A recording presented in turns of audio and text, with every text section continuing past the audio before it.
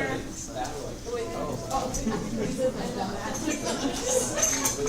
Oh, lots of energy today. That's great. Yeah. Let's talk about fun things first, since we're chatting anyway. So tomorrow night we're gonna decorate the chemistry floor. 8 p.m. tomorrow night. Kind of put up some Christmas lights, have some Christmas cheer. Since it will be Christmas and you will be gone right after Thanksgiving, we have to do it before Thanksgiving. So come have food. If you haven't seen, there's chemistry job applications and SI applications out now. They're due December 4th or December 6th. Please apply. We need your expertise. So we would love to have you do that. Upcoming assignments. You've got to think about lab because, well, this is our last actual lab for most of us. So the full typed report is due next week by Tuesday, 5 p.m. So do you actually have data? That's the question. If you don't, we have to figure out how you get data this week. Okay? So, when you're thinking about these lab reports, one, you're going to need your notebook back, and you're going to need your results report back so you can do a decent job. So I will get them both back to you on Friday. You'll probably kill me, but on Friday you will get those back, okay? If you need to take IR or NMR or other data, please, you can stop by the lab and collect it yourself. You can try and find the time to stop by tomorrow, either while Inorganic lab is going on or while Organic lab is going on, or Friday. You'll want to just have that data. You are only writing up, or for each lab, you are doing one form of presentation. So you are giving a presentation, writing a full text report, or doing it in notebook. There are none that should be presented both ways. But your in-notebook guidelines, or the guidelines for the in-notebook report, are the best place to start for figuring out what you need to say in your presentation or full-typed report. I'll give more specific directions online, but to analyze your data, look at the questions in the in-notebook report guidelines. Okay, so if you were doing F, you'd have to look up certain IR stretches and NMR information so that you would have that data interpreted so you could type it up, so you could present it, or through your report. Okay? Your presentation is right after Thanksgiving. We are either going to meet in the library classroom or in a classroom over here, 120, I think. So you have to be thinking about that. Okay, so again, do you have data? Can you do that? If you don't, you need to do stuff. Okay? The next thing is that for writing intensive, the last time to turn in a draft that you will get feedback on. So this is an optional thing, and if you wanted to turn in one on Friday, I'll get it back to you by Monday. You can turn in a draft up to Saturday night, November 30th, so I can hand it back to you on December 2nd. So that you can finish it in time to have that final draft for the last week for finance. Yeah. Is the FTR like you do it yourself? Or you do it yourself. The FTR is done by yourself, just like your results was. This is like abstract. Yeah. Abstract, intro, experimental, results, the whole shebang. The hardest thing to write is always the results. That's why you did that separately. So that you could get some.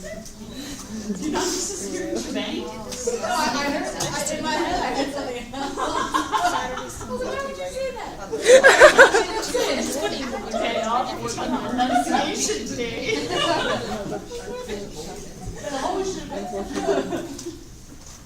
Other questions? Presentation is with your group. I would divide and conquer. Okay? Especially since it's right after Thanksgiving. presentation. I know. Just keep saying right after saying Hard to believe. Okay, so part of the reason we're going through all of this is that on Friday we're going to have a guest lecture. You're going to hear analytical talk, which is great because you guys have great voice into who we hire for the analytical decisions. Okay, and then Monday, this is Monday, we're going to talk about more reactions of coordination complex. So that's what's next. So today is all of chapter 11 in a day. Okay? What could possibly go So wrong? that's why we've got some pieces to follow along with. And I've also put some things on there so that you can have pretty pictures rather than the ones you tried to create from the diagrams on the board. The big ideas are term symbols, electronic spectra, and using your spectra and TS diagrams. And after today, you should be able to do a few things. Ground state term symbols, allow transitions, use the TS diagram, which will help you greatly for one of your lab reports because it tells you to use a TS diagram. Right?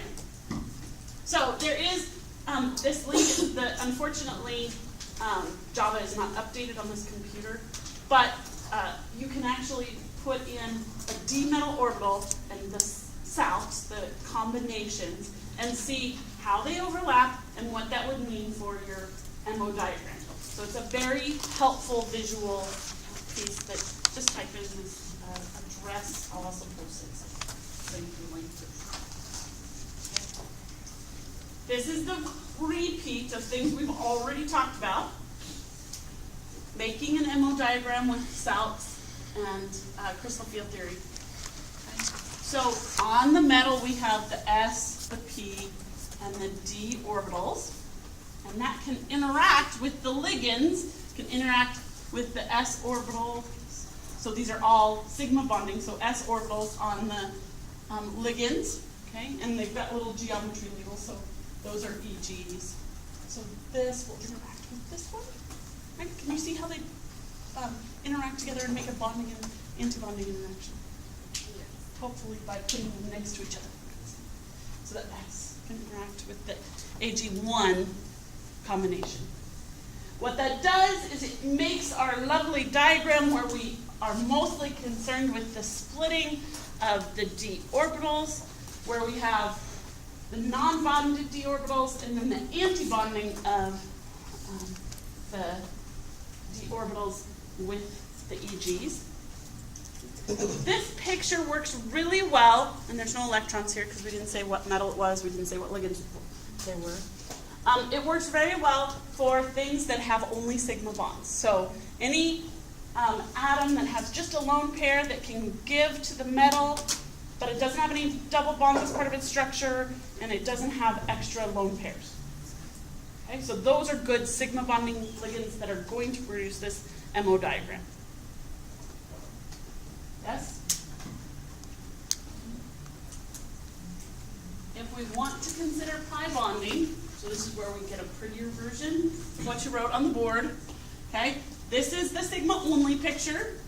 When we put it with pi donor ligands, then we get some bonding that's happening and some anti-bonding, and that changes our delta.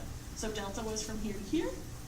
If we have pi donors, it shortens the delta, makes it smaller. Okay? That's why they're at the end of the spectrochemical series. Why would this be a donor? Because it's got the lone pairs that are in p orbitals that could overlap. Pi acceptors. The pi ligands are much higher energy because they actually are, they are not occupied with electrons, really high energy. And so when we go and combine that with the metal, we do get a bonding and anti-bonding interaction, but our octahedral field splitting goes up because we have to interact with those ligands. So pi acceptors, CO, CN-. This is the kind of overlap that we're looking at, right? The DXY, DXZ, and DYZ are the ones that made up the T2G that did not bond in a sigma bonding complex, right? Ones that didn't bond. And when they combine with the p orbitals on the ligand, that makes a pi interaction. So that's what you're getting, the pi bonding there. Okay.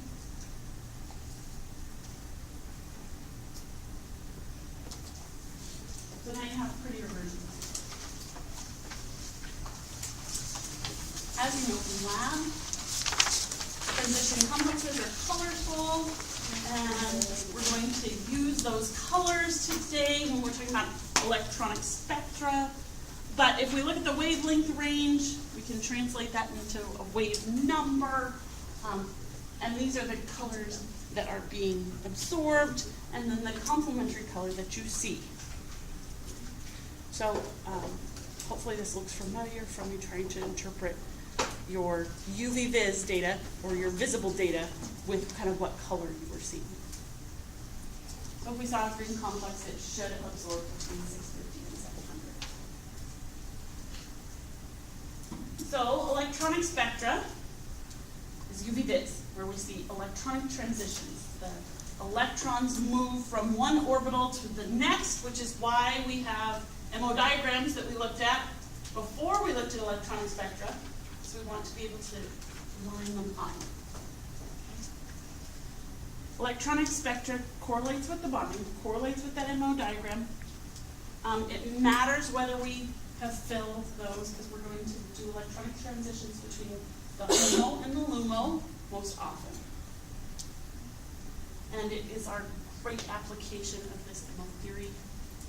In order to get there, we actually have to have some terminology, spectroscopic terms, and then we have to look at the different transitions that you could have. You can have metal, metal to metal charged, metal to metal transitions, so a d electron to a d electron, or you can have charge transfer. Okay, so we have to know some information about those. Okay, so this would be an example of an electronic spectra. So it's a UV vis. We've been taking mostly visible data from 400 to 800-ish. Sometimes we do going a little bit higher. The UV range 200 to 400. As we look, we've got multiple peaks here. And this little section here is blown up. If we really saw it, it would be like a very small blip on your baseline. And each of those peaks is from an electron moving from one MO to another. So it is a chromium complex. We've got an NH3 ligand. Is that a sigma only? Yes? How many electrons do we have in the d orbitals? Metal.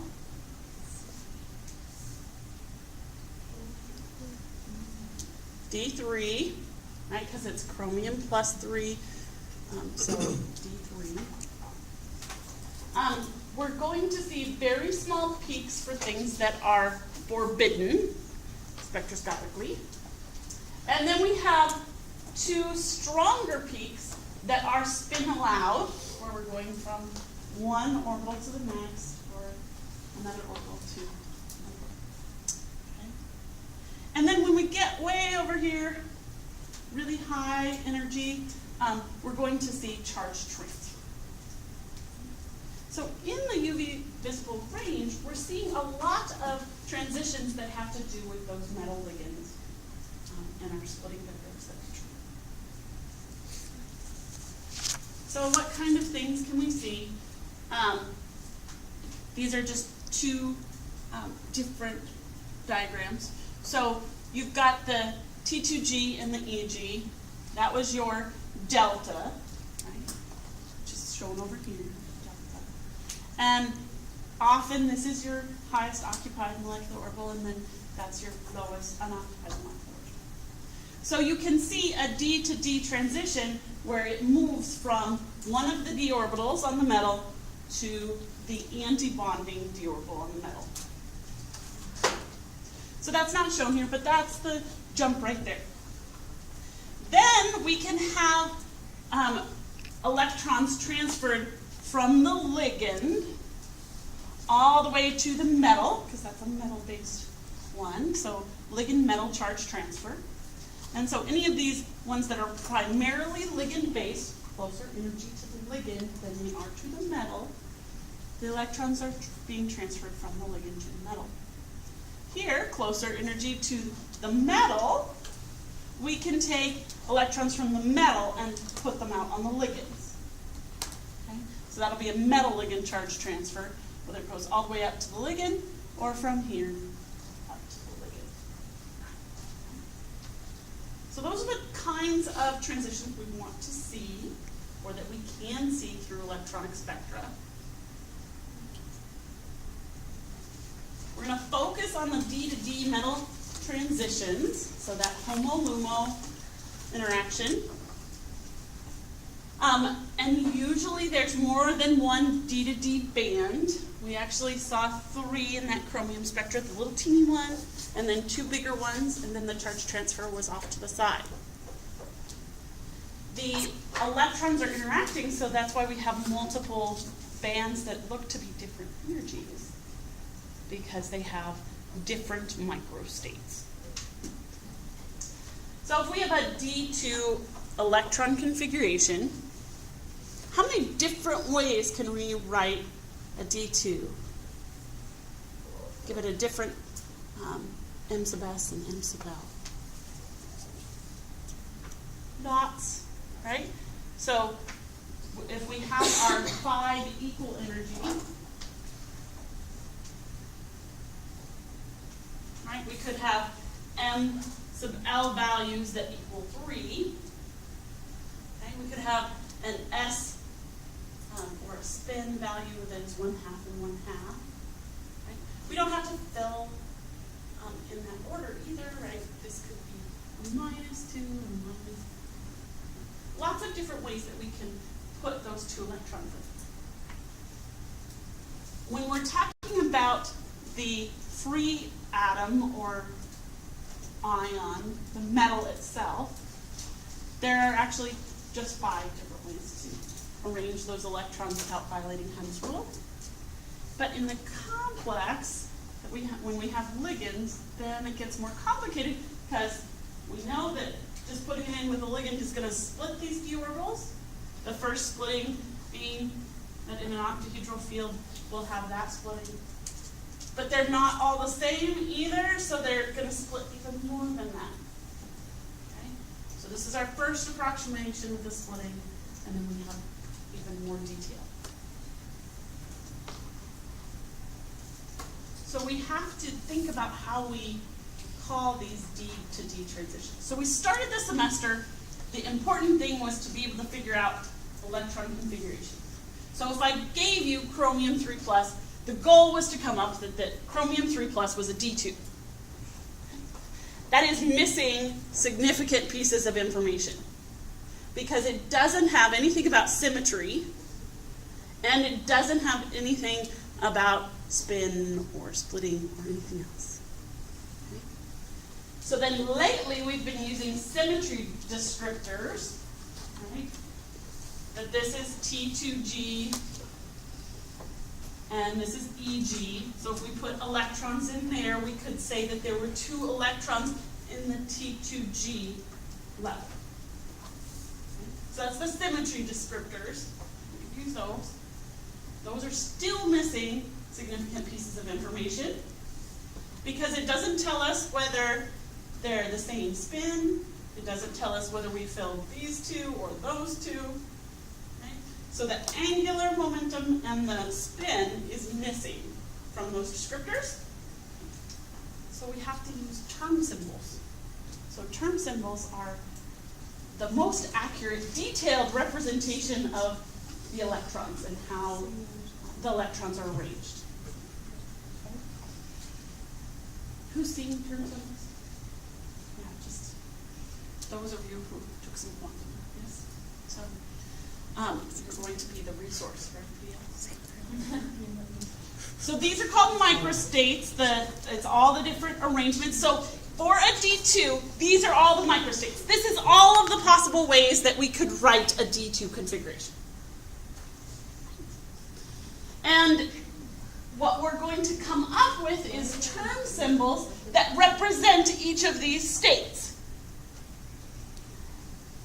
And when we look at what the term symbol uses, there's going to be an L value. That's coming from our M sub L value, so our angular momentum. The S value, which we've seen because we were looking at it with magnetism, is our spin angular momentum. And then J, which we're only going to define but not use, is our total angular momentum quantum number. That's how the spin and the orbits are coupling together. We are going to ignore J. That matters for your heavier transition metals, so it's not trivial for your 5D.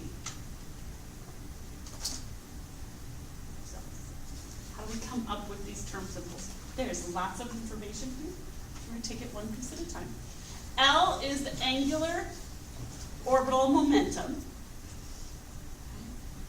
And it's the sum of the M sub L values of the microstate. Okay? And rather than just giving a number for L, they give a letter for L. Okay? And so if the L value was 0, the L term would be S. If it is 5, the L term would be H. And it goes on down the alphabet. We skipped J because J was part of those term symbol definitions, so they skipped J. But otherwise it goes down the alphabet after we get to H. So we could just continue. So if we have an S orbital, right, then the only M sub L value we could have is 0. So we would get a M sub L of 0, which would lead to an L value of 0, which would lead to a term symbol of S. The energy of those are predicted by kind of Hund's rule and filling them. We want to think of the highest value down. We'll come back to those experimental and predictive. So those are the L values. We're going to try and figure out. The S values are the spins, angular momentum. And like I said, we use this for magnetism. It's the sum of the spins. Okay? So it's the sum of the M sub S values. For a particular S, there's a 2S plus 1 possible energy states. So if we have an S of 0, then we would have a 2S of 1. How would we get an S of 0? All completely full. Yeah, 1 positive and 1 negative. So 1 spin up and 1 spin down. The sum of the M sub S's would be 0. We get 2S plus 1 is 1. We don't just say 1. We use the terminology singlet. We don't write singlet, but that's what we do when we say it. Okay? 2 would be a doublet, 3 would be a triplet, etc. Okay? That's lots of information we are going to practice. Okay? So, for D2, what is the ground state term symbol?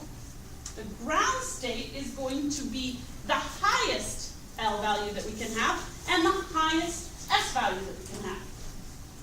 So if these are all the microstates, there's our sum of M sub L kind of in this column right here. You'll notice our biggest number for L, or M sub L, is 2. Okay. So our L value equals 2. What letter would that be associated with? D. D. It's following the orbitals, right? So 0 is S, 1 is P, 2 is D, and then F. What would our M sub S be, or our S value be? What's the highest number that we could have there? 1. It doesn't have to be for this particular state. What's the highest value that we could have? 1. 1. So our 2s plus 1, we have 3. So our ground state term symbol would be a 3D. Or a triplet, D would be the proper way to say it.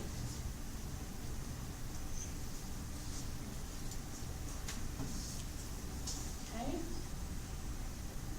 So, now I want you to actually figure out what would be the ground state term symbol for D3.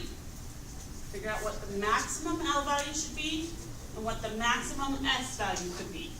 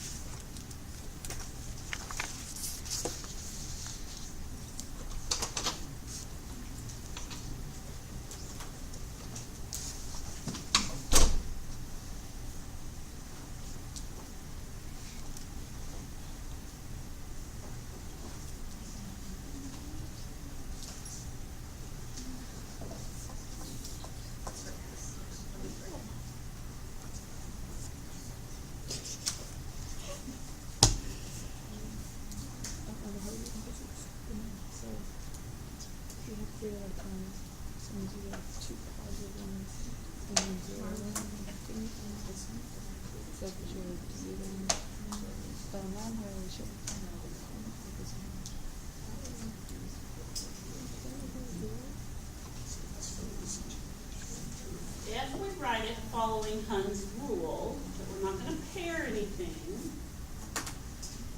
then the biggest L value that we could have would be 3.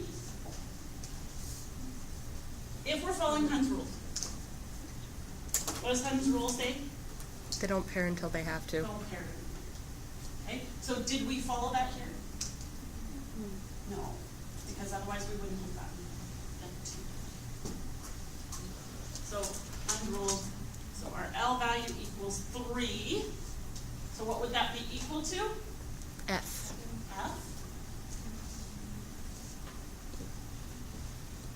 This does represent our best spin value. So what would our S be for this? 3 halves. 3 halves. And so 2s plus 1 would be 4. We'd have a quartet.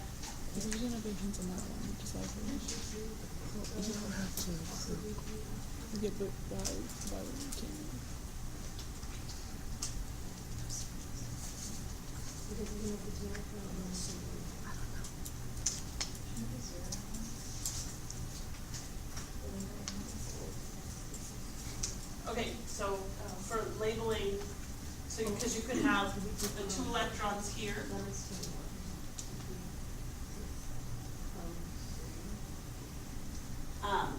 But that wouldn't be our maximum, right? Our maximum came from putting them both in the 2. So I didn't actually put it before. Yeah, so putting them both in the 2 would put our maxima there would be 4. So I'm sorry. This L value. The M sub L was 2. The L value is 4. Okay. So we don't follow Hund's rule. So if we're not following Hund's rule, But is there a correlation between making the maximum L and the maximum S? Or no? just a minute, let's fix this and then we'll do that. Okay? So if we put 2 electrons in that and got an L value of 4, what does that correlate with? G. G. Okay. And our spins here would be what? That would be 0. 0, right? Because it's 1 up, 1 down, so it would be a singlet G. This is not the lowest energy configuration that we could have, though. So it's not really our ground state. We could have I'm drawing it in an octahedral field, like this is the octahedral field, this is the octahedral field. So that'll be simpler later. So we could have a 2 and a 1. Right, then we'll get the best spin value. And we can get our highest L value would then be 3. Okay. So 3 then would be an F. And our spin value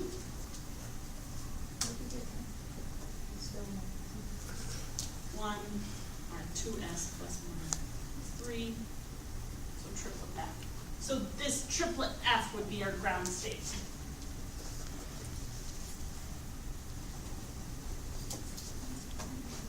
Can we have a higher L over here? Yeah. We could do 4. Yeah, so if we have 3 electrons, we could put them like that. Okay? Paired and then separate. So the microstate that would describe this would be what term symbol? H.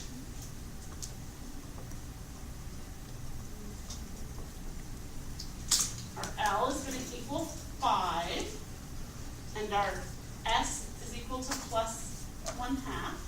So it's 2H. So doublet H.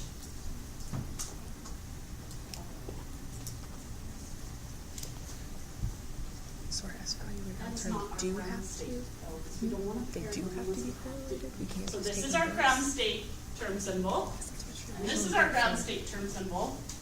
This one These is just are pick the lowest. Whatever. Our possible highest L value.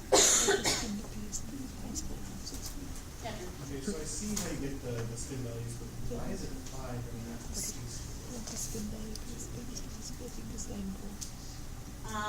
Y is what? Why is L L always 5. So you have 2 electrons that are in the plus 2. Before she's So it's the sum of them. 2 plus 2 plus 1.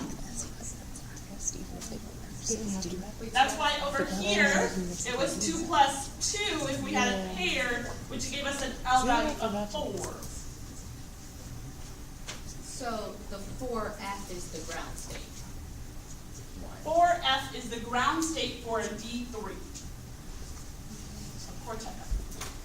So the S values and the L values do have to be connected? Because before you said just pick the highest L value and pick the highest S value and they don't have to be connected.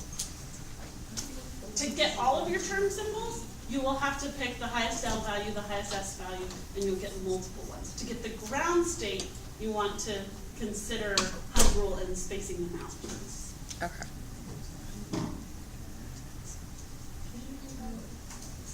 To get the ground state, we're going to follow Hund's rule. We're not going to pair electrons. So it isn't going to be our highest L value for our ground state because we won't pair things in the highest M sub L.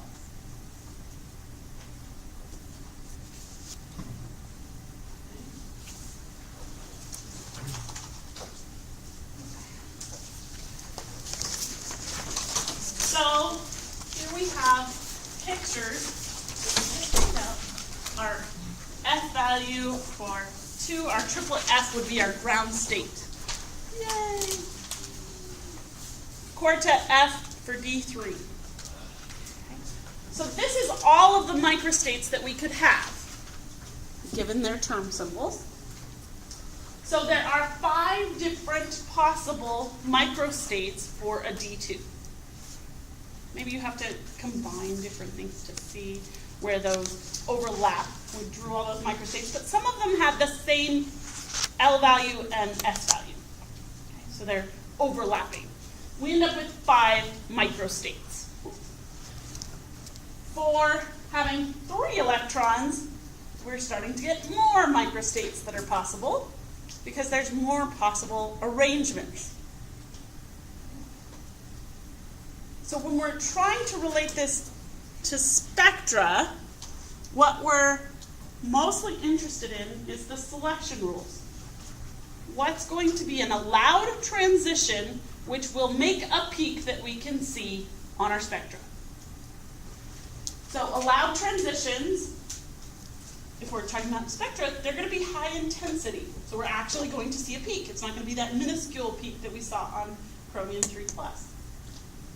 And they're going to follow the selection rules, which can be simplified to say that there should be no change in multiplicity. So a singlet should go to a singlet, triplet to a triplet, etc. And it has to be plus or minus 1 in the L value. Okay, so we can't go from an S to a G in our L value. So I want you to take this little picture and label all the allowed transitions. So if we have an electron here, what are the possible orbitals that it can jump to? Which then would produce a peak in the electronic spectrum. So I want you to do it on your paper.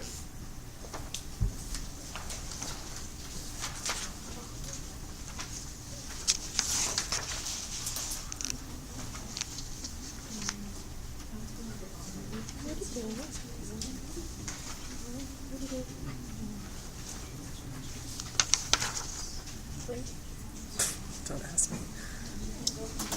Completely lost right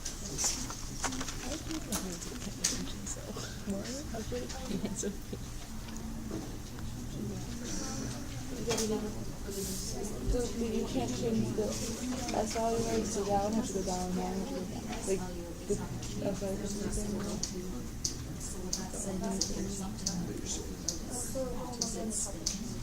Oh, but it's plus or minus 1 in L. Is it then? So F2P, that's not plus or minus 1.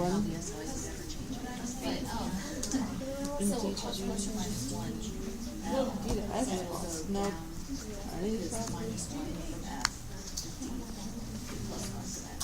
Okay, so do you have one that you labeled?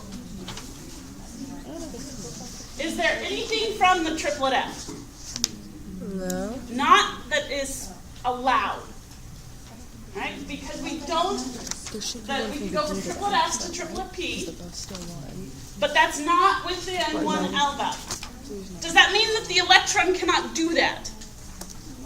No, it means that it can, but that's less likely to produce a peak in our electronic spectra. The intensity, or the molar absorptivity, is going to be tiny. Okay? So instead, we're actually going to look for peaks that are associated not with our ground state, but with our excited states. So from the excited states, can we do any transitions? No, because there's nothing real interesting there. So we're going to see in a D2 that all of the peaks in the UV vis would be really, really small, because none of them are allowed transitions. Doesn't mean they're not there, you're just comparing very small peaks. What about for our D3? Any more luck over there? G to H. So yeah, we can do a G to H. P to D. And we could do P and D. We could do a G to D. We could do G to D. G to D? Oh, I'm sorry, D to F. Okay. And F to D. F to the hydrogen. We do a G to F. So we've got a few transitions that would be allowed. It would make more interesting spectra. Notice a lot of those doublet states are pretty close together, so we might actually have overlapping peaks.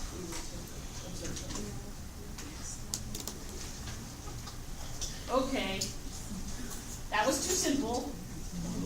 It wasn't quite simple.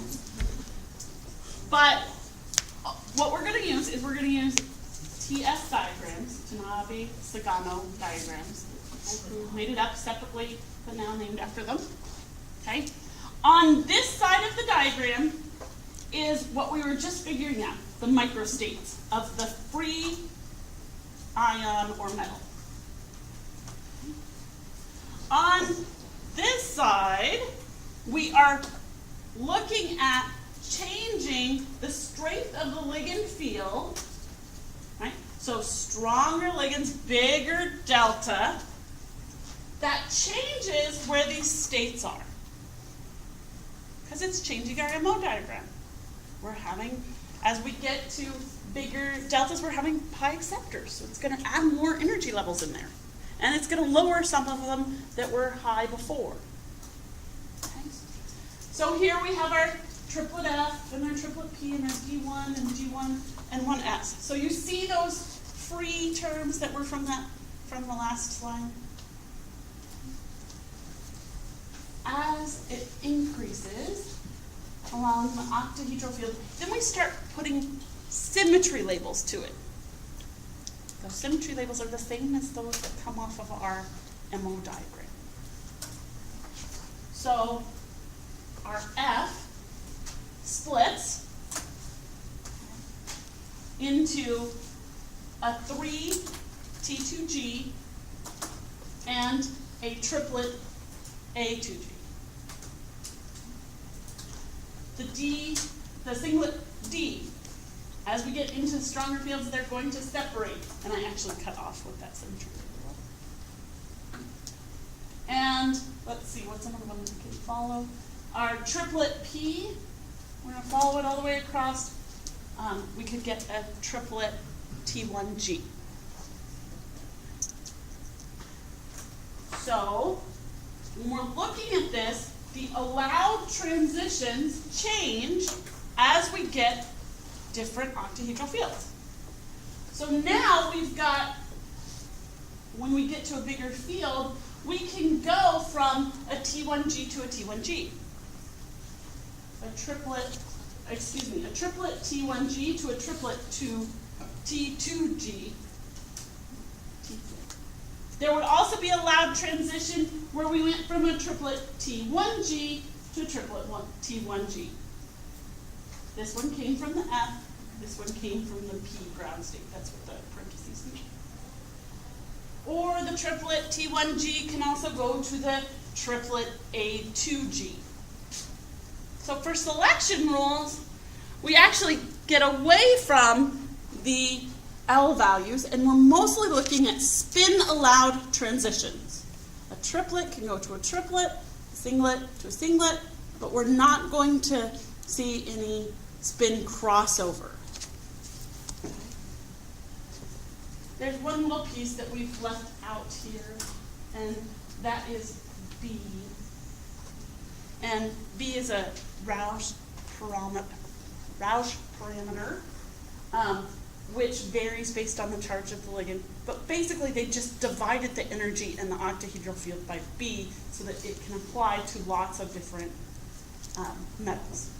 So you can actually look up in a table what the B values would be. We'll also actually calculate it so that we can get back our octahedral field. So if we look at a spectra of a D2 metal of vanadium 3+, first let's double check. Vanadium 3+, would it be a D2? Okay, we're good there. So we actually see two peaks in the electronic spectra, right? This is in wave numbers, not wavelength like we would collect, but we saw that table where we could translate, or we could use our energies. And so the transitions that we're seeing are from the triplet T1G, that was the one that went straight across, up to the triplet T2G, triplet to triplet, allowed transition, going to produce a peak. Then we'd also have the peak from the ground triplet T1G up to the triplet T1G that came from the P. So that's our B2. Second peak. Where's the third peak? Off the chart. Off the chart, because it's high energy, so it's out of the UV range. So we're only seeing B1 and B2.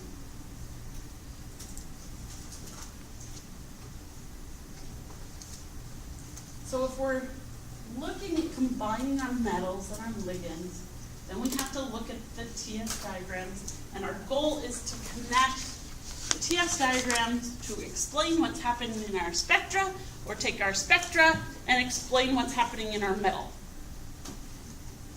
So here we have chromium. What's the oxidation state on the chromium for this one?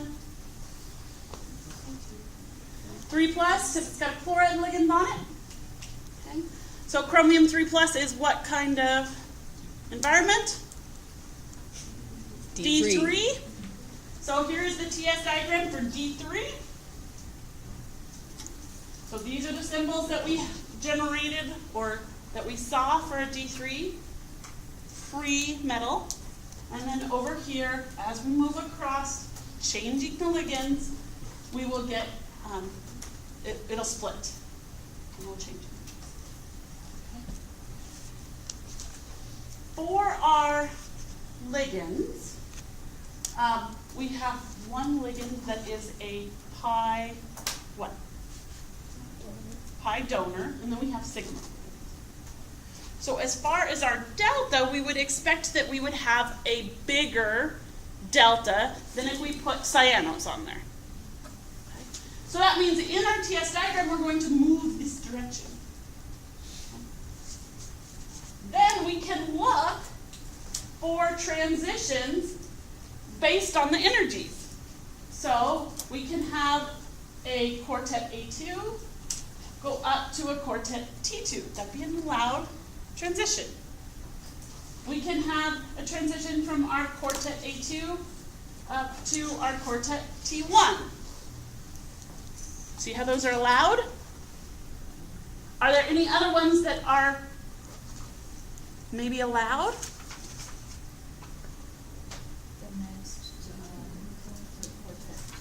Yeah, so we could go all the way up to that quartet T1, that's the green line. But that's going to be a very high energy transition, likely out of the UV vis range. So that we aren't expecting to see it. So, when we actually come look at the spectra, we see two peaks that are associated with those transitions. We also see this little baby peak right there, and that's from one of the transitions that's not allowed. But we're looking for what's the major one. So at what point do we decide that the transition would be too high of energy to show up on a UV vis? Well, if we know our B parameter, Oh, okay. then we actually could tell energy-wise. So once we figure out our B value, then we would know the exact energy.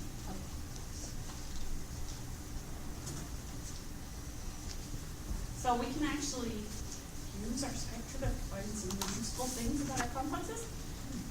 We've been asking, how do I know what the octahedral field is? Well, we could get it from our spectra. We can also get the Rauch parameters from our spectra, or we can look those up based on our method. Okay. So we could group them together. The 1, 4, 6, and 8, you are going to see one band. And that one band is the only allowed transition, and it is going from the T2G to the EG. So that is your octahedral field.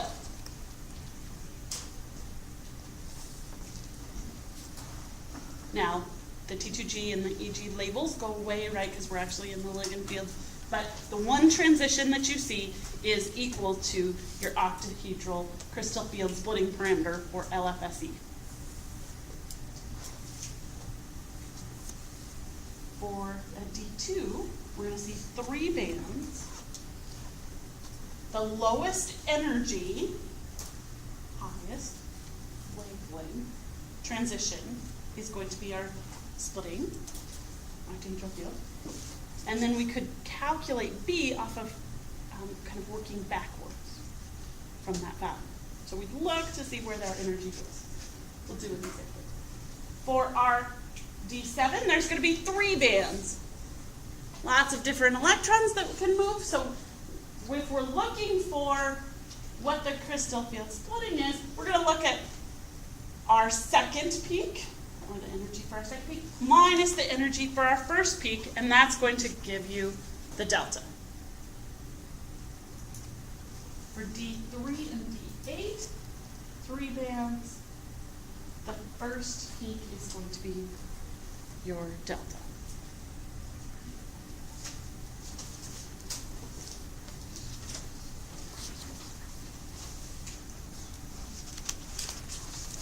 Okay, so here's our chromium 3. We've seen this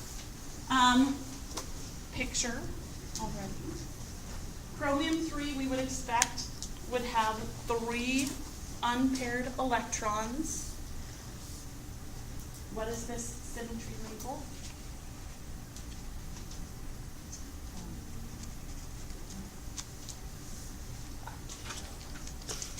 This is just a splitting diagram, not the term symbol. What's the symmetry label? T2G. T2G, EG, that's where those come from. If we wanted to be more exact, what term symbol would come from that?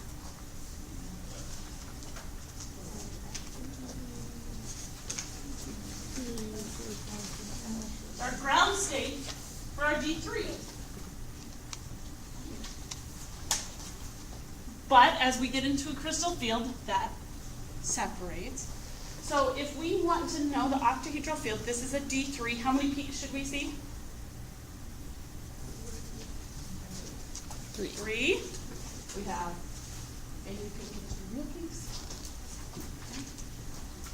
So our first transition that we see is at 17,400 reciprocal centimeters. The second one we see is at 24,500 reciprocal centimeters. Those are the allowed transitions, the big ones. And so our octahedral field, or crystal, or delta of the octahedral field would be equal to 17,400. If we take the ratio of those and of V1 and V2, and then multiply it by our crystal field, that'll give us the B parameter. So V1 divided by V2 times delta. So 17,400 where we're supposed to see our first peak, because I don't see It looks like they're in the dips. Yeah. That's the numbers. I think the scale is off.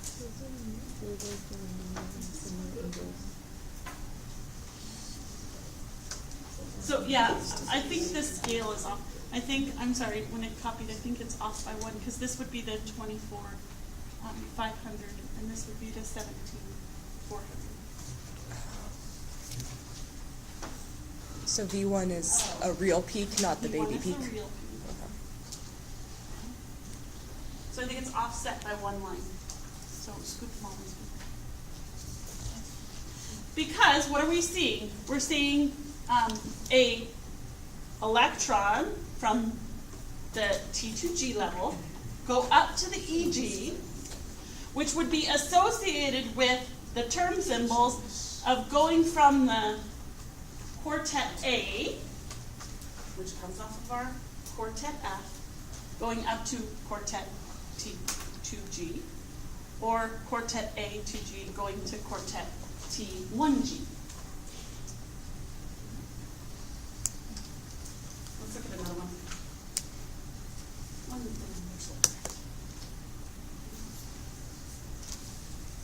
Okay.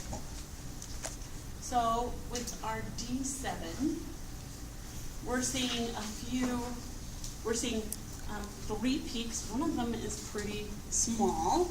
How did we find our octahedral field in a D7? V2 minus V1. Okay? So we have 17,200 minus 8,100. So that little peak is important. And that's going to give us our field splitting parameter. Then we can do the ratios again to get B. For a D8, how do you find the octahedral field splitting parameter in a D8? V1. What? It's just V1. It's B1, okay? So it's our first peak that we see. And so we would have 8,500 as our delta. So how do we get that B? One of the ways is to look back and see where a gap is of 8,500. Okay, and you can see B there. Or V1 minus V2 times the octahedral. Excuse me, B1 divided by B2 times the octahedral field splitting parameter.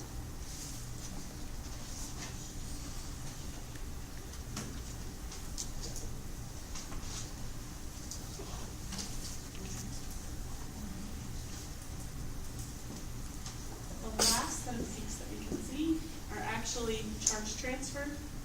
And that would mean actually going from the ligand to a metal or from the metal to a ligand. This actually is a transfer of charge. So you'd see a change in oxidation state or a change in charge on the ligand. So that's used in okay.